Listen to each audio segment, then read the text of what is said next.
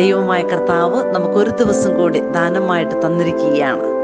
ഈ പ്രഭാതത്തിൽ ദൈവത്തിൻ്റെ പരിശുദ്ധ നാമത്തിന് മഹത്വം കൊടുത്ത് നമ്മളായിരിക്കുമ്പോൾ ഇന്നത്തെ പ്രത്യേക പ്രാർത്ഥനാ നിയോഗമായിട്ട് കഷ്ടങ്ങളും നഷ്ടങ്ങളും വേദനകളുമായിട്ട് മുന്നോട്ട് പോകുന്ന ജീവിതയാത്രയിൽ തളർന്നു പോകുന്ന ഓരോ മക്കളെ നമുക്ക് വിശ്വാസത്തോടെ ഈശോയുടെ കരങ്ങളിലേക്ക് നമുക്ക് കൊടുക്കാം.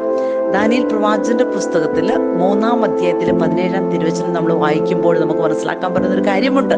ഞങ്ങൾ സേവിക്കുന്ന ഞങ്ങളുടെ ദൈവം എരിയുന്ന തീച്ചൂളയിൽ നിന്ന് ഞങ്ങളെ രക്ഷിക്കാൻ കഴിവുള്ളവനാണ്. അവിടുന്ന് ഞങ്ങളെ നിന്റെ കയ്യിൽ നിന്ന് മോചിപ്പിക്കും.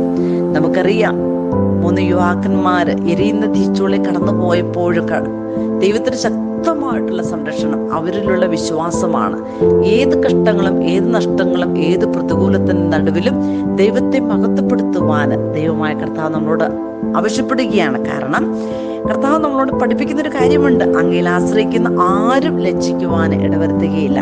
നമുക്ക് വിശ്വസിക്കാം മക്കളെ, ഇന്നത്തെ ദിവസം നമ്മളെ ജീവിക്കാൻ അനുവദിച്ച ഒരു ദൈവമുണ്ടെങ്കിൽ ആ ദൈവം നമ്മളെ കാത്തു പരിപാലിക്കുന്നവൻ മാത്രമാണ്. അതുകൊണ്ടാണ് തിരുവചനം നമ്മൾ പഠിപ്പിക്കുന്ന ഒരു കാര്യമുണ്ട്: ദൈവത്തിൽ ആശ്രയിക്കുന്നവൻ അനുഗ്രഹീതനാണ്, അവന്റെ പ്രത്യാശ അവിടുന്ന് മാത്രമാണ്. ജെറമ്യ പ്രവാചന പുസ്തകം 17-ാം അധ്യായത്തിലും 7, 8, 9 തിരുവചനം നമ്മളെ പഠിപ്പിക്കുന്ന ഒരു കാര്യമുണ്ട്: അവൻ ആറ്റുതീരത്ത് നട്ട മരം പോലെയാണ്, അത് വെള്ളത്തിലേക്ക് വരുന്നിരിക്കുന്നു, അത് വേനൽക്കാലത്തെ ഭയപ്പെടുന്നില്ല, അതിന്റെ ഇലകൾ എന്നും പച്ചയാണ്, വരൾച്ചയുടെ കാലത്തും അതിന് ഉത്കണ്ഠയില്ല, അത് ഫലം നൽകിക്കൊണ്ടേയിരിക്കുന്നു.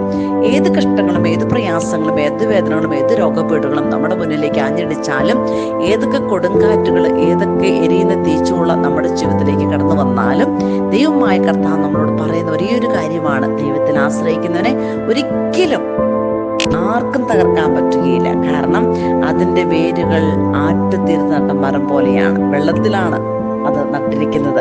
കാരണം കഷ്ടങ്ങളോ വേനൽക്കാലമോ അല്ലെങ്കിൽ ഭയമോ ഉത്കണ്ഠയോ ആകുലത എന്തു വന്നാലും, കാരണം അത് എപ്പോഴും ഫലം പുറപ്പെടുവിച്ചു കൊണ്ടേയിരിക്കുമെന്ന് പറഞ്ഞിട്ടുണ്ടെങ്കിൽ നമുക്ക് വിശ്വസിക്കാം, നമുക്ക് പ്രാർത്ഥിക്കാം. നല്ല ദൈവം നമ്മളെ ഒരിക്കലും കൈവിടുകയില്ല.